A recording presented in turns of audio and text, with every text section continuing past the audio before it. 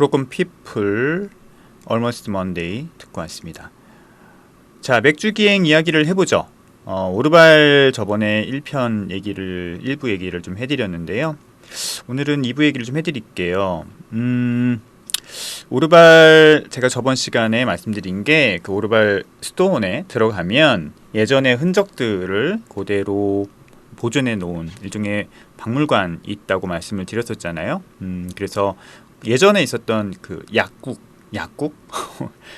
제약 약을 팔았던 그런 모습들도 있고, 그런 어떤 기물들 또 전시해 놓은 곳이 있고, 그다음에 예전에 양조장을 이제 보존해 놓은 곳도 있다고 말씀드렸어요.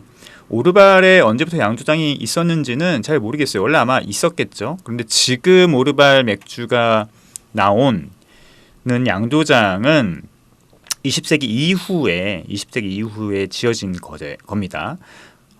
오르발 스토원이 이제 프랑스 혁명 이후에 완전히 파괴가 되고 끝났죠. 수많은 수도원들이 그때 많이 사라졌거든요. 프랑스 혁명, 특히 나폴레옹 시대 때 유럽에 있는 많은 수도원들이 다는 아니지만 많이 사라졌습니다.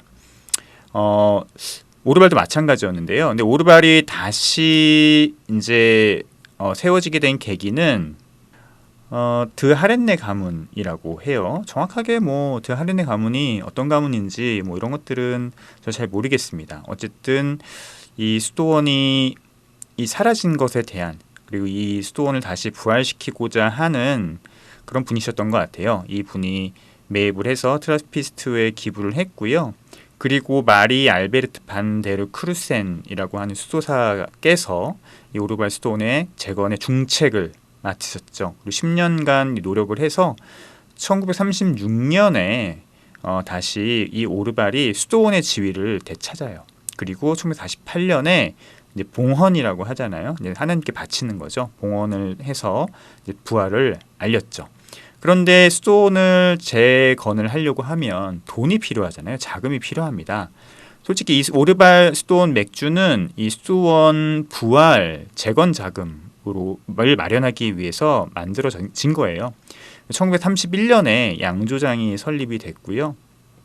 그리고 되게 특이한 게 그 트라피스트 맥주라고 하는 게 이제 수도사들이 원래는 만들었었던 맥주잖아요. 지금은 이제 수도사들이 직접 만드는 것보다는 관리 감독을 하는 것에 더 치중을 하는데 수도사들이 없거든요. 그런데 이 오르발 수도원은 아예 처음부터 민간 양조사를 고용을 했어요. 굉장히 특이하죠. 근데 이때 이제 고용된 양조사가 3명인데, 하나는 독일 브루마스터고요. 마르틴 피핀 하이머라고 하고, 2명이 벨기에 양조사, 오노레 반 잔데 존 반 후에레 같은 2분이 이제 총 3분이 양조사로서 활동을 하게 됩니다.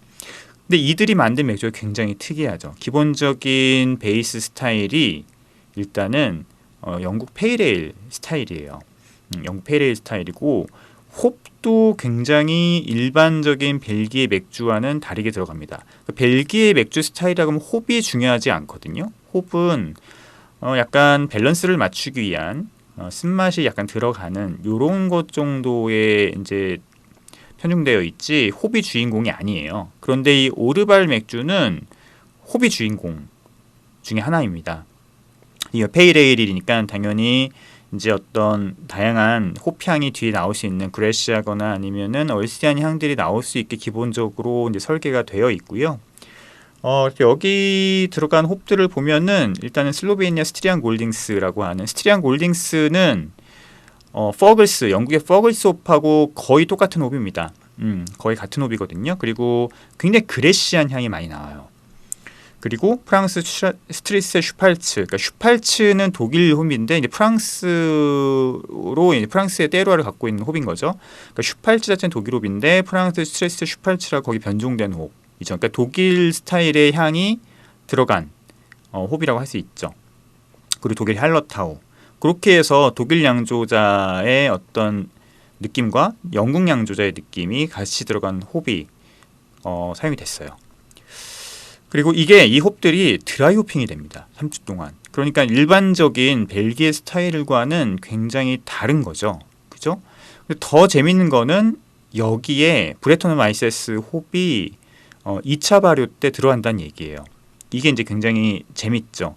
그러니까 영국의 페이레일 스타일과 그 다음에 이제 벨기에의 야생 효모가 하이브리드된 방식이 쓰인 거예요.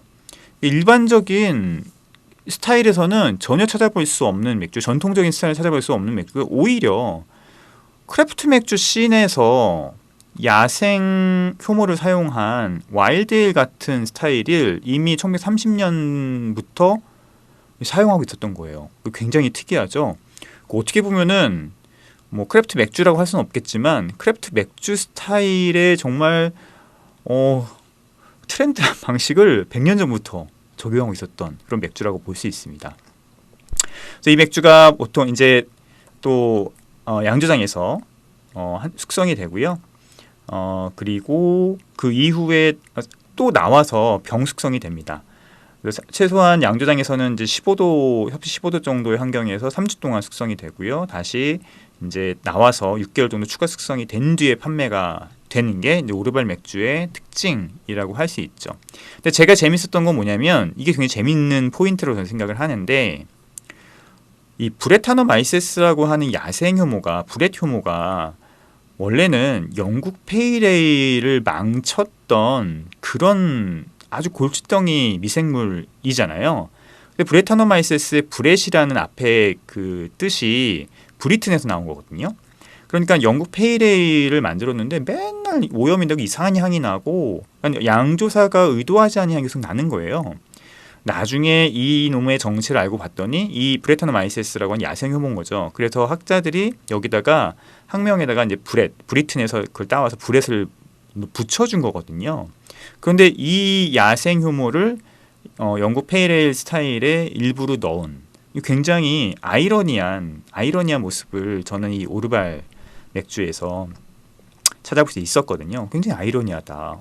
영국 페이레일을 망쳤던 야생 효모를 다시 넣어서 일부러 병숙성을 해서 파는 굉장히 재미있는 맥주. 그게 또 일반적인 양조장이나 뭐 크래프트 양조장이 아닌 1930년대부터 있었던 정통 트라피스 수도원에서 나온 맥주라니 굉장히 파격적이고 혁신적이고 진보적인 맥주인 거죠. 저는 오르발 맥주를 그렇게 좀 보고 있어요. 이 브레타노마이세스가 들어갔으니까 당연히 뭐 어떤 향이 나겠어요. 당연히 마구간 향, 쿰쿰한 향이 나겠죠. 마구간 향이라고 하면은 이게 그분 페놀 향이 있잖아요. 치과향, 정향이라고 하죠. 정향이나 아니면 이런 뭐 페놀, 치과향 같은 것들이 아주 극단적인 형태로 나는 어떤 그런 느낌이라고 생각하시면 될 것 같아요. 뭐 드신 분들은 어떤 느낌인지 바로 아시겠지만 모르시는 분들은 치과향 같은 어떤 페놀릭한 향의 극단적인 형태구나라고 생각하시면 조금 이해하기 쉬우실 것 같고요. 그래서 이 오르발 수도원 나오자마자 정문에 나오자마자 바로 직접 직영하는 레스토랑이 있는데 거기서 오르발 수도원 맥주를 당연히 마실 수가 있죠. 그런데 총 3가지를 마실 수 있어요. 우리가 일반적으로 구입하는 오르발 같은 경우는 6개월 숙성이 지난 맥주예요. 그런데 이 오르발 수도원 직영 레스토랑에 마시는 맥주는 숙성이 아예 이제 막 시작했거나 아니면 6개월 이전에 숙성의 것 그리고 1년 이상 숙성의 것 요 3가지를 마실 수 있는 거예요. 그러니까 똑같은 맥주인데 브레타노마이세스가 야생 효모가 들어갔었을 때 막 들어간 맥주와 들어가서 6개월 정도 숙성한 맥주, 그 다음에 1년 이상 숙성한 맥주 이렇게 3가지로 나뉘는 거죠. 더 재밌는 거는 그 숙성도에 따라서 알코올 도수가 다릅니다. 특히 이제 막 숙성이 된 맥주를 우리가 뭐 뿌띠 오르발이라고 부르기도 하는데 현지에서는 그런 단어가 없더라고요. 메뉴판에는. 뿌띠 오르발이라는 단어보다는 오르발 베르라고 하는 이름으로 되어 있더라고요. 그래서 그거는 여기서만 마실 수 있는 맥주죠. 특히 생맥주죠. 생맥주. 나머지는 병맥주거든요. 여기 생맥주고요. 요 맥주는 4.5도의 알코올이에요. 그러니까 원래 오르발 맥주의 알코올 도수는 4.5도인 거죠. 그런데 여기에 브레타노마이세스의 야생 효모가 들어가서 추가적인 발효를 하면서 나오는 알코올로 알코올이 점점 올라갑니다. 그래서 영 오르발이라고 하는 6개월 숙성된 오르발 맥주는 6.2도예요. 그러니까 같은 맥주인데 이 병에서 되는 그 2차 발효로 인해서 알코올도 이렇게 올라가는 겁니다. 보통 2차 발효가 되면 알코올 도수의 변화가 있긴 한데 이렇게 극단적으로 변화가 있긴 되게 힘들거든요. 그러니까 예를 들어서 바이스비어 같은 경우도 병에서 뭐 2차 발효를 시키잖아요. 바틀 컨디셔닝을 시키는데 그러면은 탄산이 나오고 알코올도 올라가기 마련이에요. 그런데 이렇게까지 올라가진 않았는데 않는 걸로 제가 알고 있어요. 그런데 이거는 4.5도에서 6.2도까지 올라가고 또 1년 숙성이 된 맥주는 7.2도까지 올라가는 거예요. 1도가 더 올라가는 거죠. 알코올 도수가. 그러니까 7.2도가 오르발이 갖고 있는 마지막 알코올 도수예요. 최종 알코올 도수인 겁니다. 그래서 세 가지 맥주가 같이 요게 이제 수평 테이스팅이라고 하잖아요. 벌티컬 테이스팅이라고 하는데 굉장히 재미있는 거죠. 당연히 숙성이 좀 가장 덜 된 2차 발효가 덜 된 오르발 베르 같은 경우는 바디감도 있고요. 그리고 향도 그 브렛 향이 아주 이렇게 도드라지기는 하는데 뭐랄까요? 아주 세진 않은 것 같아요. 그러니까 아주 복합적인 향이 나는 건 아닌 것 같아요.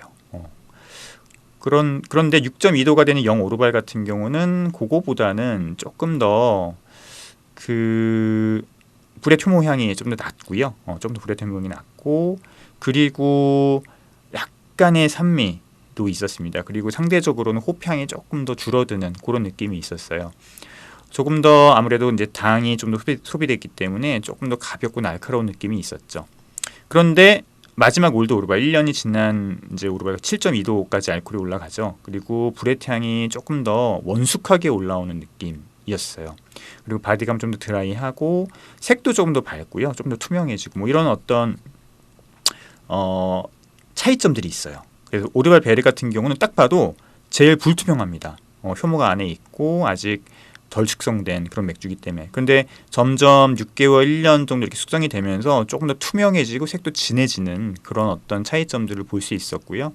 그래서 세 가지를 딱 보면서 제가 느꼈던 거는 야 이건 우리 인생과 같다는 생각을 좀 했어요. 그러니까 오르발 베르 같은 경우는 이제 막 태어난 아기인 거죠. 그죠? 아직 성숙도 덜하고 아직도 뭘 해야 될지 모르는 복합성도 덜하고 약간 원숭미도 덜한 약간 날것을 먹는 느낌이었다고 하면은 6개월 된 영오르발 같은 경우는 이제 막 뭐가 막 불끈불끈하는 청춘 같은 느낌 있잖아요. 다 덤벼 이런 느낌 있죠. 근데 브렛이 막 올라오면서 알코올 도수도 막 향상하는 중이고 약간 정리는 덜 됐지만 뭔가 활발하고 뭔가 힘찬 느낌 좀 있었다고 하면 마지막에는 올드 오르발 같은 경우는 이제 다 숙성이 끝나고 뭔가 정리된 느낌, 그러니까 약간 작년의 느낌.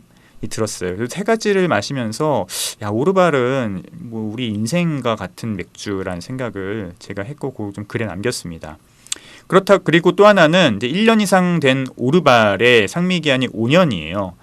그러니까 브렛이 진행하는 발효는 끝났지만 계속 숙성이 진행되면서 다른 이제 모습들을 보이거든요. 보통 그래서 오르발을 사면 1년부터 5년 차까지 비교를 해서 시음하는 이건 수직 테이스팅이라고 하죠. 벌티컬 테이스팅이죠. 같은 맥주를 연차에 따라서 테이스팅하는 이 벌티컬 테이스팅을 할 수 있는데 그 재미를 또 많이들 누리실 수 있죠. 그래서 오르발 요 수도원 입구에 있는 그 매장 기념품 가게 가면은 오르발 한 박스를 6병들이 한 박스를 살 수가 있어요. 그래서 그거를 사서 연차별로 한 병씩 드셔보시는 거.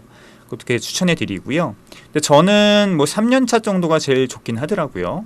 그런데 7년차도 마셔봤거든요. 7년차도 보관만 잘하면 향이 굉장히 뭐 살아있고요. 아주 맛있게 먹었던 기억이 있습니다. 그래서 제가 브렛 나는 맥주를 그렇게 선호하지 않는데 오르발은 굉장히 흥미로워서 저도 지금 계속 집에서 보관을 해놓고 있는 맥주고요. 요번에 사와서 6병 사와서 한 병은 이제 다른 분 선물로 드리고 5병을 연차별로 마셔보려고 지금 준비를 하고 있습니다. 뭐 예전에 했던 건데 요번에는 수도원에 직접 사온 맥주이기 때문에 의미가 있을 것 같아서 하고 있고 이전에 또 제가 갖고 있는 오르발들이 좀 있어요. 그런 것도 좀 마셔보려고 하고 있습니다. 그래서 오르발은 아예 수도원의 재건을 위해서 태어난 맥주고 수도사가 아닌 민간 양조사들을 고용을 해서 일반적인 트라피스트 혹은 일반적인 벨기에 전통 에일과는 완전히 다른 완전히 뭐 진짜 크래프티한 하이브리드한 그런 맥주라고 생각하시면 되고,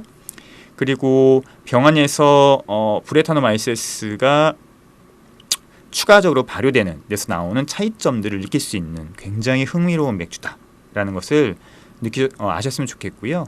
오르발 맥주가 한국에 수입이 되거든요. 근데 이 맥주가 한 병에 예전에 되게 비쌌어요. 뭐 18,000원, 17,000원 그랬는데 요즘은 한 10,000원이면 구입하실 수 있거든요. 요런 맥주는 꼭 구입을 하셔서 한번 꼭 드셔보셨으면 좋겠다라고 하는 게 저의 생각입니다. 그리고 오르발 수도원에 가면은 지하로 들어가시면 오르발 수도원 그 지하가 있는데 대부분의 수도원 지하들이 무덤이거든요. 근데 여기는 일종의 박물관으로 해놨어요. 너무 깨끗하고 너무 모던하게 이렇게 어떤 박물관으로 해놓고 수도원에서 발견된 여러 가지 이제 기물들이나 물품들을 보실 수 있습니다. 뭐 성경책들, 그림들, 성배들, 뭐 다양한 것들을 직접 보실 수 있고, 그 화려했던 예전의 수도원의 모습들, 트라피스트 수도원이 화려하진 않죠. 하여튼 그 예전의 수도원이 모습들을 그대로 느껴보실 수 있는 그런 공간이 준비가 되어 있고요. 그 다음에 그 수도원 폐허 공간, 폐허 루인 같은 경우는 옛 수도원의 모습을 그대로 보실 수가 있어요.